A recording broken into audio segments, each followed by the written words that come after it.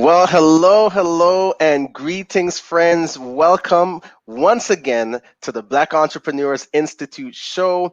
We are back with another incredible episode. I promise you, this is not one of these episodes that you want to miss. You want to be here for the entire time. And I am pleased to be here today with the fabulous, the phenomenal, none other than Dr. Nicole Rankin. Me! Hey, everyone! Welcome, Dr. Nick. Glad to have you. So Angela and Cedric are not with us today, but they're in support.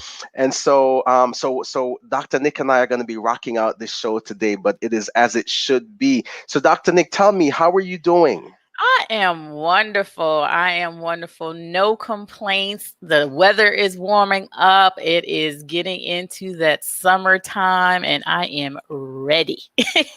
Yes. As Jamaicans, we love the sun and we love the hot weather. So That's right. it's our That's time of year. right. It's interesting because this was a great weekend. Yesterday was Memorial Day. And, first and foremost, we certainly want to thank all of our service men and our service women for the sacrifices that they've made to protect the freedom that we get to enjoy in this beautiful country of America. And, I know lots of people look forward to Memorial Day weekend as a time of rest and relaxation and spending time with friends and loved ones. So, Dr. Nick, how did you spend the weekend?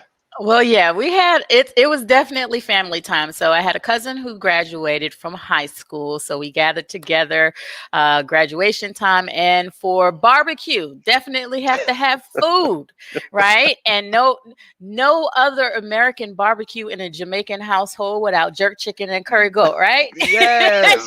Yes, you're talking my language. If you don't know about jerk chicken and curry goat, you need to find out. Go get you a Jamaican friend and get down. I'm telling you, those are Right. my favorite too. An American barbecue with jerk chicken and curry goat, right?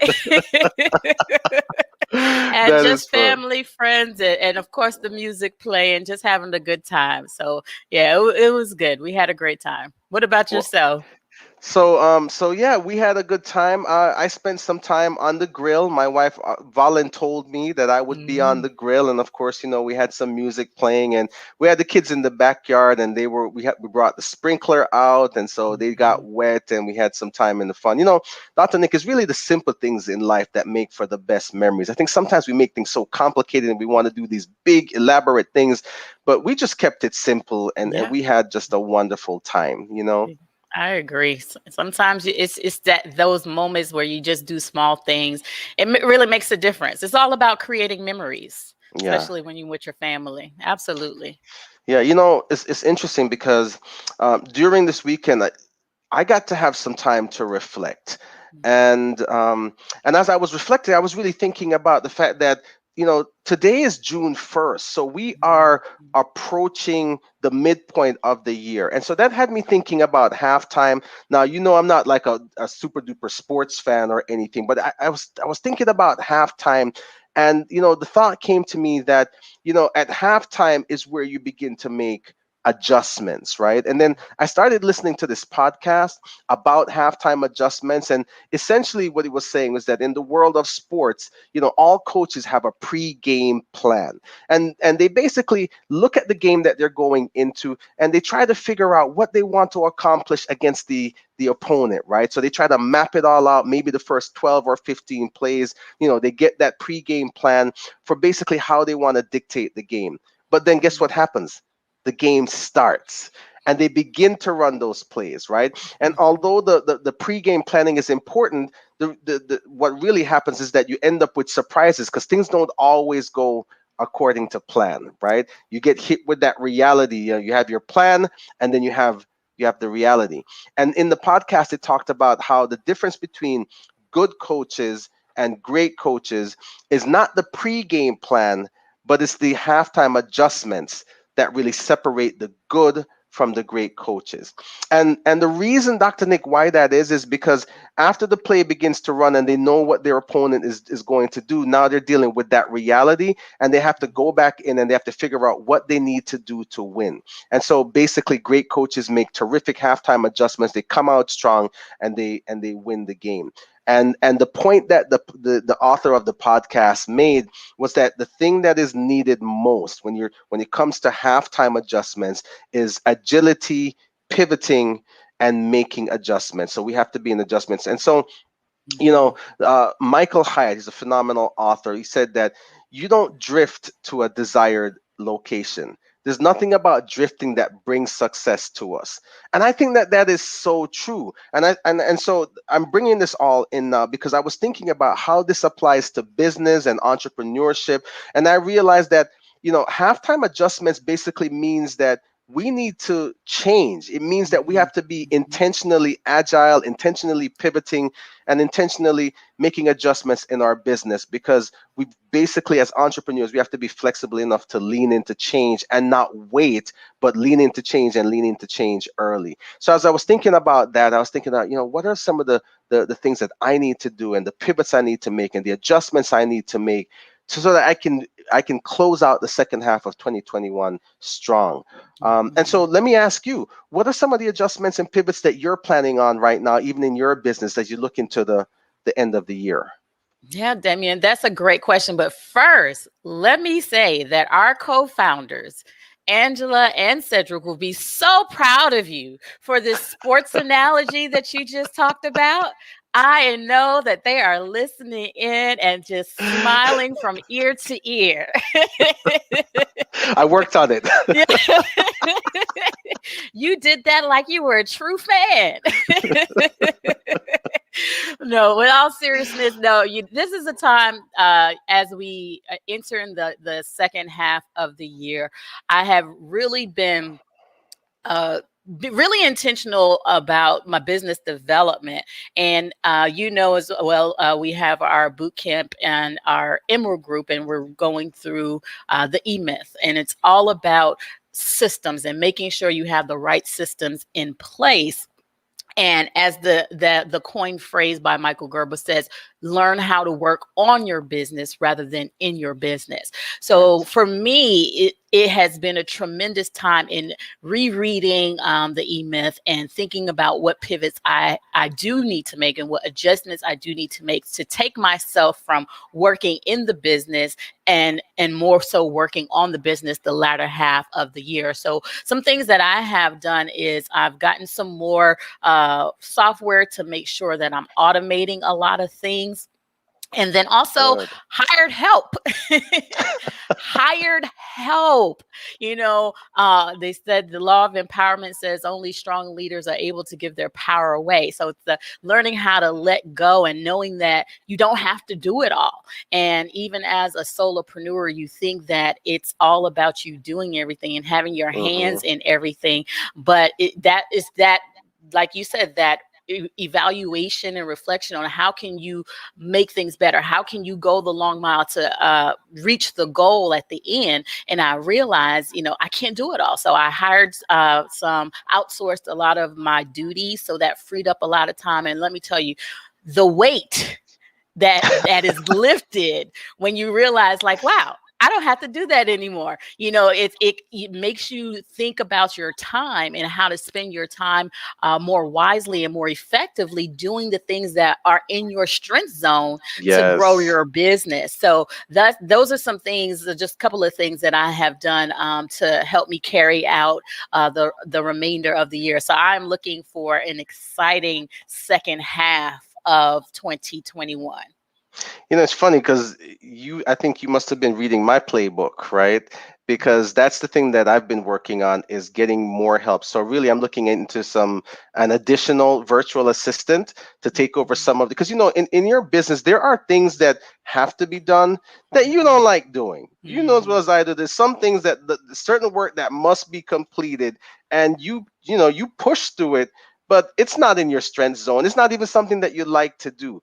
And to say that when I get the second VA hired to hand this stuff off, I can already feel the weight that's going to lift. And the thing about that is it's going to expand my capacity to really do the things that I'm really great at doing. So really, really excited to hear about that. So congratulations to you, and really hope that those changes that you make bear the type of fruit that you're looking for. Absolutely. So friends, today I've been waiting for this day, this guest that we have today. I've been waiting for this show for a long time, and it is going to be phenomenal. But just before we bring her forward, I just want to share a couple of announcements to you because I'm excited about this too. So registration is open for our very next BEI Connect and Collab, and I'm so excited. If you missed the first one, don't make that same mistake twice. So the Connect and Collab, what is it?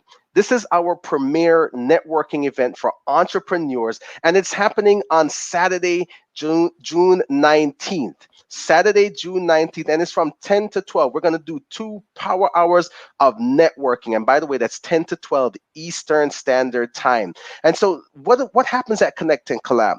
Well, this is where we bring together entrepreneurs from all across the country for just a time of connecting, a time of strategizing, and a time of collaborating. So, what we say is that we bring quality people together in a collaborative environment.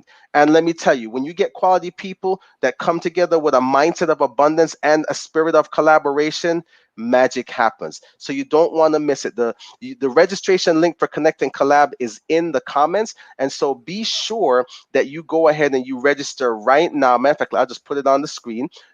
So go ahead and get registered ASAP so that you can get started on registering for the event, and bring a friend. Don't come alone. Bring someone with you because you will enjoy it, because the feedback that we've gotten from Connect and Collab has been outstanding. And so all those people that came the first time, they're looking to come back and bring a +1. And we want you to be in the room. So be sure that you come to Connect and Collab. All right. So now that I'm done with the announcements, the moment is here and the time is upon us. We have a powerful guest today in the person of ZeEster Browning. Now, let me just bring her on stage so that way I can give her a proper introduction, because you've got to hear this bio. So ZeEster, welcome. Welcome, welcome. Hi, thank Hi. you. Thank you for inviting me. So We're happy to glad that be you're here. here. Yes, we're equally as happy. So friends, listen, we've got royalty in our presence. So let me give her the proper introduction so you know who is with us today. Wow. So ZeEster Browning goes by the term or the name that Salesforce lady, and she is the CEO and the managing partner of CRM Optimization Group. This is a Christian-based, minority-owned and operated IT consulting firm. She's a 16-year veteran in the Salesforce industry. Being both a woman of distinction and dedication, she was inducted into the Salesforce Hall of Fame in 2009. And in addition to that, she is also the founder and chairman of the board for the Becoming Project Incorporated, which is a nonprofit organization providing programs and services to assist men, women, and children, get this, in identifying, developing, and utilizing their individual greatness for the betterment of themselves, their families, and the community at large. We could stop right there. I just love that. Now, here's the thing. She is both an advocate and a catalyst for change. She has dedicated her life and her life's experiences to changing the financial narrative in the African American and underserved communities by way of training, career development, and increasing opportunities in STEM related industries. Just wow. So let me tell you a little bit about her on the personal side. ZeEster is the proud mother of 2 sons, Julian and Jalen, and she is the doting grandmother of her 3 grand divas. So Yes. not granddaughters, grand diva. So there's Jayla, Taylor, and Jade. And although she wears many hats and has been called to many things, the title which she holds the most esteem for her is privileged daughter of the King. And she proudly proclaims that she is God's girl for life. So friends, Yes. let's give a big virtual welcome to ZeEster Browning. Oh, wow. What an intro. It's hard. I just need to just drop the mic and walk off before I just undo all that you just said. No, no, no, no, no. We want you to do what that bio says and more, Siesta. Absolutely. But I just thank you both, and thank you, your organization, for inviting me and giving me an opportunity to just share who I am and what I do with your audience and with you. And I've already been blessed, if I can say that, just from the conversation and the intro that you guys have already spoken. It's like you've just been talking about my life for the past 6 months, you know. So Well, I that's really appreciate being here. no, we're so We're appreciative glad to of you have you. taking the time, right? So I tell you what, you know what, we've read the bio, but I tell you what, Ziester, why don't you just take a couple minutes and tell us about yourself, and Okay. specifically because we're the Black Entrepreneur Institute, we want to hear how and why you began your entrepreneurial journey. Oh, wow. So you said a lot about who I am in on paper, but at the core of everything, I'm a country girl. I grew up and born and raised from Covington, Georgia. So I'm a Georgia peach, you know, started born and raised here. And from that background and that upbringing, it's just the simplicity of life and just the core of love and respect and honor for the people around you. And those are some of the things that I've seen that I just want to make sure we infuse in our family and our generation and extend out. So I come from a large family. I'm talking about a large family. My father had 7 sisters, and it was 2 boys. So it was Wow. 9 of them, right? And so we have done a great job of duplicating and multiplying on this earth. So when you look at the family pictures, there's so many of us. So at the core of everything, I'm about God, I'm about family, and I'm also about connecting with each other and really building up the people around me, honoring and respecting the connections that we have.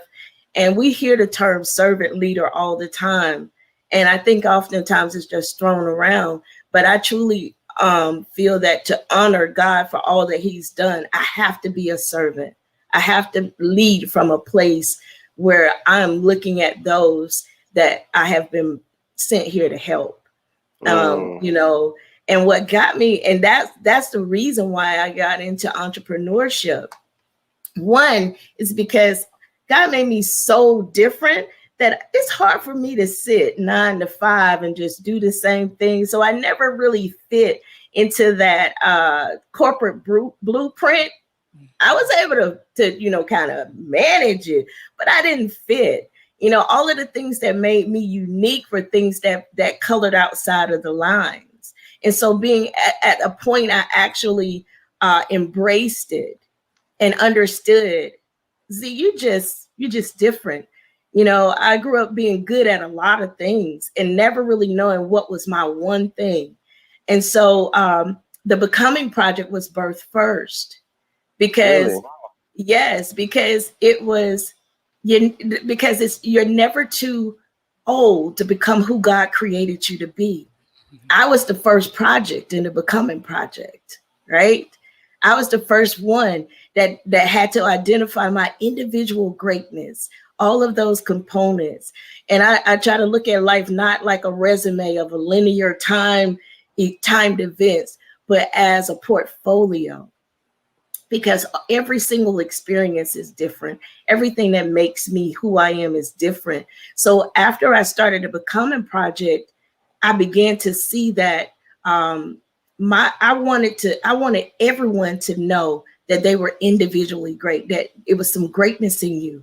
And I would say that I was like, you were born with an individual greatness that's not steeped in comparison or judgment. It's something that no one else has ever done in this world, because there was never a you before you became a you. So I always say you have an individual greatness. And some people, when you say that and you say God created everyone with an individual greatness, that's the first time they ever stop and actually think, what is my gift? Like, what am I great at? So when you talk about intentionality, that's one of my words. That's my thing, being intentional. And so after I quit a very lucrative job, I'm gonna tell y'all, I was making 150% more than I had ever made in my entire life. Wow. And the CIO came to me and said, Z, you'll never have to worry about ever losing your job. You're here for life as long as you want to be. And I looked at him and I said, I never worry about getting downsized and let go, because I'm only going to be here as long as God would allow me to be anyway. You don't want me after my season is over, And so he looked at me strange because he thought he was comforting me. Little did I know 6 months later, I was going to be handing in my resignation to just go off in oblivion. I mean, I just got a nudge from in my spirit to say, you're no longer supposed to be here. I left to start the Becoming Project. I had started it in August of 2009. I left corporate America with no job. And I don't suggest this for everybody. I told y'all. Disclaimer. I don't color within the lines. I'm gonna tell y'all a lot of stuff that I don't color in between the lines. So I left, with no job, with no anything, but just an idea that it's never too late to become the person God has created you to be. I'm a talent scout for God. I can identify gifts, and I want people to really know that there's something more inside of you. So that's how it started, with a desire. But then you cannot help people if they don't have money. You know what I'm saying? It's hard for you to look outside of your need to actually begin to shape who you are. You know what I'm saying? The first thing you acknowledge is your need before you have the ability to reflect on who you are. Yes, that's so true. So that was the transition from the nonprofit to starting the firm. It's because I needed a for-profit organization that could support those philanthropic desires that I had. And I had to eat too. I have 2 sons and 3 granddivas, and all of them, I could do sunshine, sprinkles, and love all day, and they still gonna be like, what we gonna eat? So with the food. What you cook. So COG, I call it COG, CRM Optimization Group, was birthed out of a desire to leverage what I see, which is Salesforce, which is a booming industry, which is a niche market that we see year over year, that there are more clients and more jobs than are skilled labor, right? So this is a problem that is growing exponentially. But then again, there's a whole population that have not the ability to tap into it. So I decided to be a bridge to a high paying skill set, and not only be a bridge, but to partner and come together. The Becoming Project, the nonprofit, actually trains people in Salesforce, and COG actually works to get contracts so that we can hire people and feed them. So it's a marriage out of necessity. I love that. Such an amazing story, and you truly an inspiration. Just your journey that you just shared, and I know there's so much more. It's a lot. It's so much more. I'm going to take you up on that time. We're going to have some tea, and we're just going to sit down and just have a great time. So when you talked about the marriage between the for-profit and the nonprofit, and you shared about Salesforce. Can you just explain further what is Salesforce, and then how does your business serve your clients? Absolutely. So Salesforce, First of all, I don't get paid by Salesforce, so this is not a plug for them. Salesforce is an application, just like you, for those of you who don't know, it's just like Microsoft Word, something that you use. It's an application, it's a business tool for companies, but it's a CRM, it's a customer relationship management application. It allows any business of any size, because it's scalable from 1 to 1 million, to be able to manage your customers, the view of your customer, the 360-degree view of your customer, from the moment they decide that they are interested in a product to where they become your customer, to upselling, cross-selling, and also to maintaining and sustaining the relationship that you build for that customer. It gives you analytics to show you how to grow your business, to forecast, which we know in business, your ability to forecast really impacts your stock, your stock prices, how well your predictability, your forecasting, how well the executives are able to show that they really know what they're talking about, just to boil it all down, really pushes that bottom line. So because we are, as professionals, and I teach my students this, to know their value in the market, know how your cog actually pushes the machine, how it makes the machine work. And then you'll understand and be confident in the fact that they're paying you the 6 figures. They're paying you what they pay you. And this is the only opportunity that I have experienced firsthand, that you can make 6 figures without a college degree, without a years and years. I've had students that within less than a year went from not knowing Salesforce to making 6 figures in the industry through the program. And so you ask about the nonprofit. The nonprofit, actually, we have a program, which is one of the first programs, is called Becoming a Force. And we train people. You guys, I've been training people since 2009 for free to learn Salesforce. I've trained more than 200 people on Salesforce, and I just run and shout to the hilltops, learn Salesforce. And it's not because, although I'm that Salesforce lady, it's not because I say just everything in your life you need to be focused on Salesforce. It's because it is a tool. It is a resource. It's an opportunity to generate a stream of income with what you know, without it equating to what you do. I get paid for what I know. I don't trade time for dollars. I trade knowledge for dollars.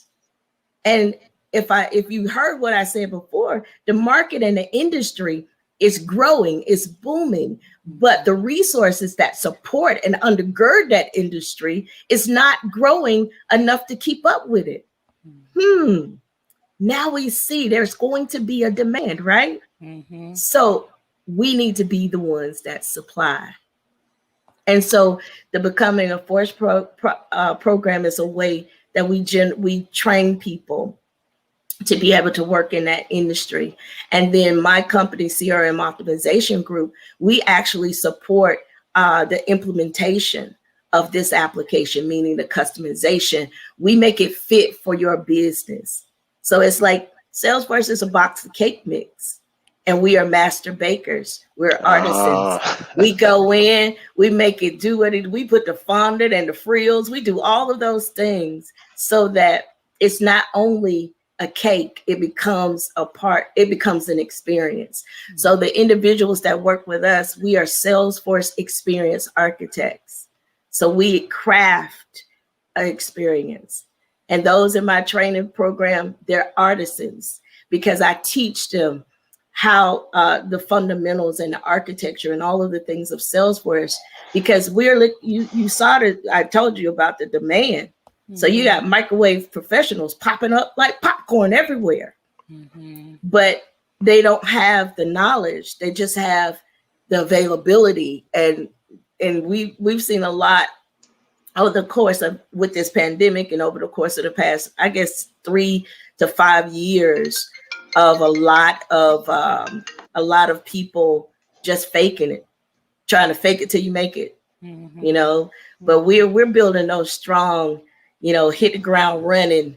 You can test me if you want to, you know, resources that's gonna stand and that's gonna build and that's gonna. I'm trying to duplicate myself. I don't want to be a millionaire. I changed my direction from becoming a millionaire to making 10 millionaires. So that's my goal, you know, is to bring up 10 millionaires. I've already duplicated myself in being able to get people from 0 to 6 figures.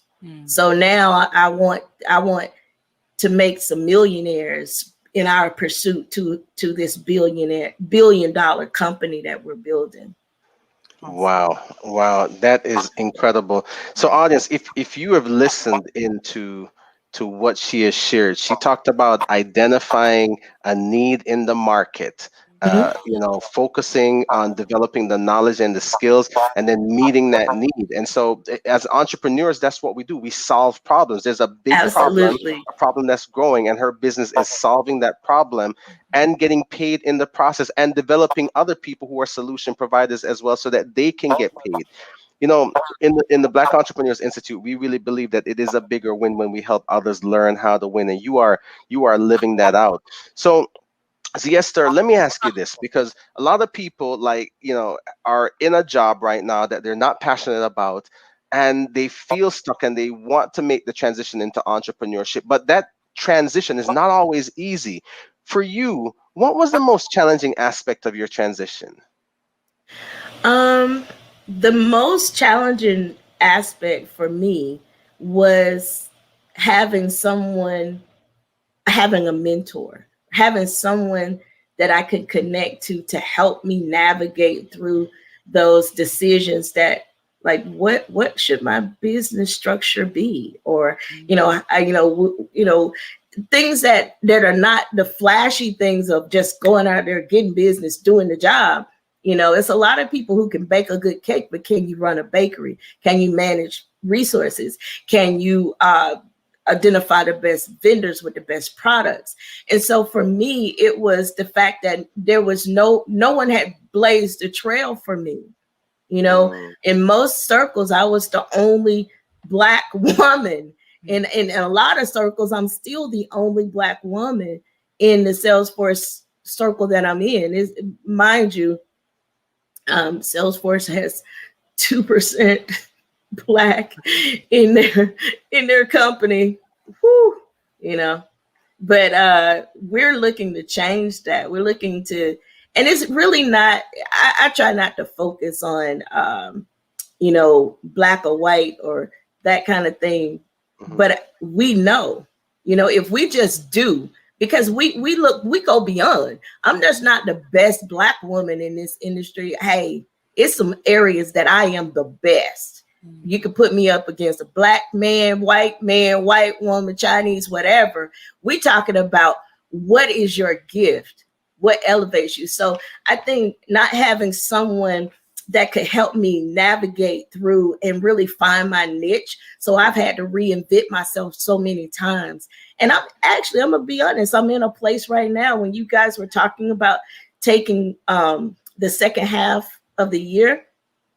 I actually, December 31st of 2020, I set out on a sabbatical, a 6-month sabbatical. Wow. So I've been on a 6-month sabbatical, spiritual sabbatical from January, and it's going to end this month on June 30th. I don't want it to end, but it's going to end.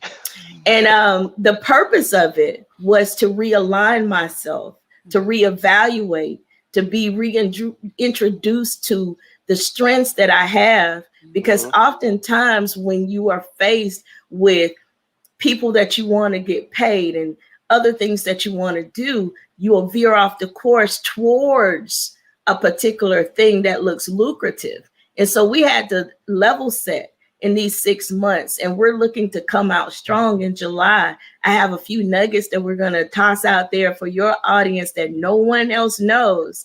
That's a result of this 6-month hiatus of me shutting down. I didn't shut down everything, but I shut down a lot of things so that we can rebuild, put systems in place, automate things that have been for so long an arduous process. Can I tell y'all that I actually trained all 200 plus of those students personally? Wow. I took time out and I trained each and every, and mentored them. They had my personal cell phone number, and I mentored, and I still mentor them today. We still, if they have an interview, I coach them through the interview. If they have a problem on their job, there's so many companies need to be writing me a check right now because I solved their problem. You know what I'm saying? But so we're automating that so that we can serve more people in the same amount of time, because you know that the need is great. Absolutely. So I would say mentor, long story short, I would say having a mentor and valuing someone to give me a roadmap or a blueprint to success or some things along the way. That is good. And, you know, that's something that, you know, we pride at BEI in working with our entrepreneurs, because it's hard. Entrepreneurship is hard. And as you were sharing your story, I was reminded about my story and my transition from corporate to doing what I love. And I can tell that you're passionate about serving and passionate about doing what God has called you to do. And in this journey, we know we have those low moments where things are challenging, things are hard, and so many people give up. They toss in the towel. But for you, you have the passion, you have the motivation, you have the faith and trust to keep going. So what has been like your most satisfying moment so far in business, from where you are, from when you started to where you are today? Oh man, like I have had so many. I celebrate everything, y'all. So it's like even the smallest little thing, getting a return response on an email. It's like, oh, you know. So, I love it. So it's like we keep it fresh and we keep everything exciting. But I would say one of my most rewarding moments in business was when I went to the table, when I was asked to the table and did not have to negotiate my rate. They asked me, what do you need us to give you in order for us to have your service? You know, to get to that point where people acknowledge what you know and who you are, where you don't have to try to explain or introduce. I was talking to my eldest son yesterday. I was telling him that he needed to hustle until he didn't have to introduce himself anymore. And when I say hustle, I mean to operate in your God self, in the person that God has created you to be be in that purposeful life, in that purposeful living, and keep moving. And that's the thing. I'm moving to a point where my resume speaks for itself, or my reputation speaks for itself. And even in our company, we haven't, if you look out on Facebook and social media, we have not advertised. And that's one of the transitions that we're making in the latter part of this year, is to go full on blitz. Y'all gonna see us everywhere. But word of mouth, we have literally been at the table with a company whose annual revenue is $31 billion by word of mouth. We have been in the room with some of the major brands and the major companies that you talk about by word of mouth. Now, we know and understand it's the grace of God that puts us there, but it's just the fact that to be able to see it done a different way, that we don't have to go out here and compromise who we are. We lead with our faith. I'm a Christian company. Everybody knows that. Everybody know, I love God. It's not that I'm not, weird with it, like have to say God in every sentence and put a cross up in my PowerPoint presentations, but there's Yeah. something. And I'll oftentimes get in a private moment, someone will ask me, well, how do you keep a smile on your face every day? And what's that glow? What's that, the thing? And I'm able to share my faith in a personal way. But in this world, in this industry, I just lead by example. I lead with my faith. I lead with who I am. And it's like when you're grounded with those principles, then it's really like autopilot. I'm just listening and walking the steps that God has already laid out for me. And then some kind of way, people think I'm a genius. Like, wow, how did you know that the industry was going to make a turn there? Didn't know. I was just, seamlessly, I told y'all before, we talked offline about that limitless lifestyle that I'm pursuing. I'm pursuing a lifestyle where there are no limits, where I don't shut myself down, or I don't talk myself out of it. And I don't put limits on what I can do and where I can go and what can happen, that I can really believe what I'm hearing about who I am. I've learned some great things about myself since I've been on sabbatical, and then I get to end it on vacation. So I'm really happy about that. So I'm absolutely, in one of those places right now where it's all about the work that you've done, the consistency, the value of your voice, the value of your name, putting respect on your own name, so that when you get in the room, you don't have to force yourself on anyone. They're engaged, they're inviting, they want what you have. Give them something of value. Anybody can talk and flash a lifestyle and act a certain way and do all kinds of things. I can go out and take all kinds of pictures of cars that I don't own, and homes I don't never lived in, and vacations that I'm never gonna go on. Right.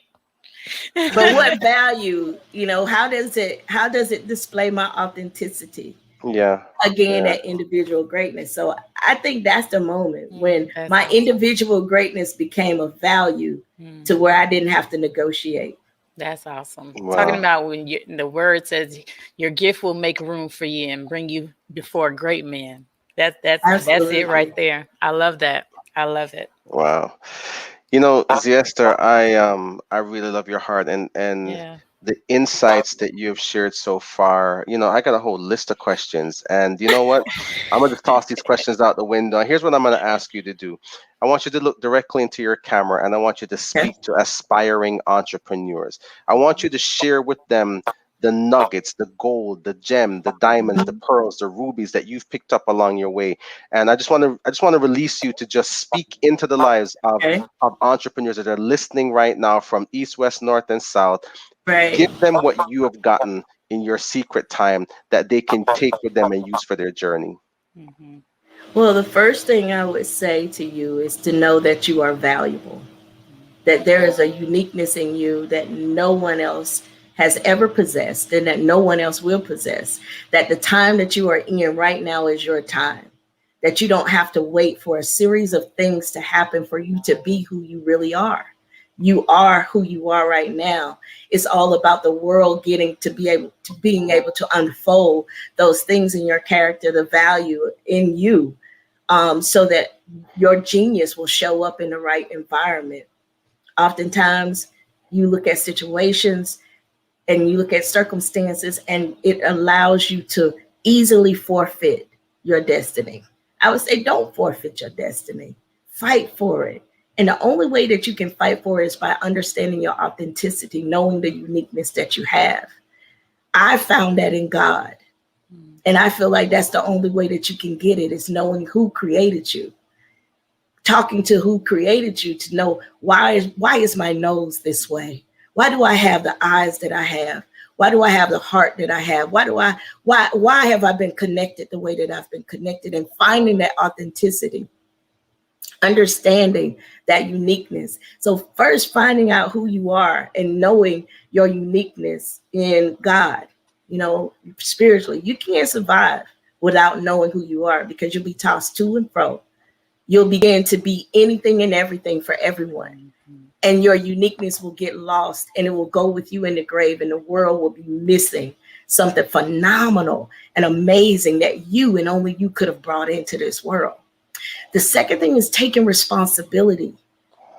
You learning who you are is a responsibility that you take as a part of humanity.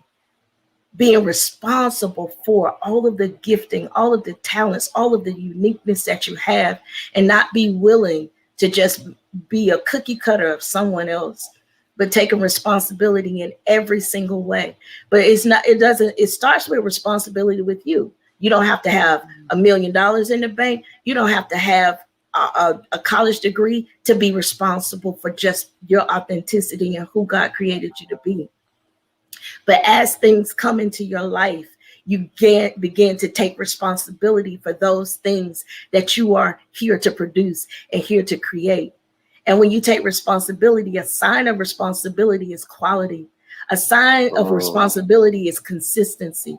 A sign of responsibility is intentionality, that you won't just throw it out there any kind of way, that you'll have a standard beyond anything that anyone has ever seen, that it will become something that you never even imagined it could be. And then you'll start seeing the things that you do begin to create things in other people. The next thing is responsiveness. Being who you are requires that you respond and not react to the things that come. Situations and circumstances are going to happen. But if you are responsive, you are responding from who you are, a place of knowledge and wisdom. We react from a place of emotionalism and fear. Don't allow your emotions to dictate things, because emotions can be they are unstable.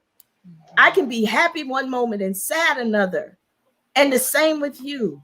But don't allow that to be your bedrock. Allow who you are, the core and the foundation of who you have known yourself to be. And it's an unraveling. So you got to be patient with yourself as well. So with that, you got responsibility, you got you have responsiveness and respect. Respect for yourself, your voice, what you say out of your mouth, because that means that you respect those that God has put in your path for you to serve. I respect you so much that I'm not going to lie to you. I respect you so much that I'm not going to steer you in the wrong way. I respect you so much that I am going to step back and see, what are my motives? Are my motives clear? Are my motives good towards you? And if my motives are not good, then I will step away from you before I will put you in a position where you're less than where you were before I met you. So if you want to be an entrepreneur, you have to be someone that's duplicatable. Because when you start duplicating, when you start connecting with people, when you start getting into a place where people see you, they're going to see all of you. And so those things that are weaknesses in you, they're going to expand. And you don't want to become a black hole. That is amazing. You want to be one that feeds. That is amazing. That is what that's me. I think that's what I would tell you, because so many people think about money. They think about, oh, get that bag. No, get your purpose. Because if you focus on your purpose, it's going to be encapsulated in prosperity. There is no way. There is absolutely no way for you to operate in purpose and not be prosperous. There's no way. Try it. Trip over your purpose. Go operate in your purpose. Watch prosperity find you. That's amazing. You know, we can go forever and just listen and have you pour into us. Just be who you are. Take responsibility. Be responsive and be respect. put some respect on it. I mean, those right there was just golden nuggets, and it really hones into true entrepreneurship of who we are, who God has created us to be, knowing that we have gifts, knowing that we have talents. And if we become in alignment with his will and his way, then we will see the fruitness. Then we will see the abundance. So thank you so much for, like I said, we can go. I know. Y'all know. Y'all don't know I'm a preacher too. I'm an ordained pastor. So I have to try, and I have been out of the pulpit for 6 months, y'all. It's in you. So forgive me. No, ma'am. No apologies. I thank you guys for just letting me share that. But it is. I just want my heart goes out to those who are looking for a way to be fruitful, to be financially stable. And I want to help everybody. Awesome. I mean, I want to help everybody. We want to make sure everybody that's listening, that's out there, that will catch this on the replay on Sunday at 3 p.m. knows how to get in touch with you. Her information is on the screen. It will also be in the chat. So if you want to get a hold of her, want some more of this amazing knowledge and some more information from ZeEster Browning, be sure you contact her, reach out. She's doing phenomenal things. And like she said, she wants to help, being a servant leader, and wants people to truly thrive. Guys, don't forget to register for the boot camp. Like I want to go, but it's time to go. It's time to go. So we'll be back next week with a more amazing guest. So guys, you have a wonderful, wonderful evening, and we'll be sure to watch the replay on Sunday at 3 p.m. Thank you, ZeEster. See you soon. Bye. Bye.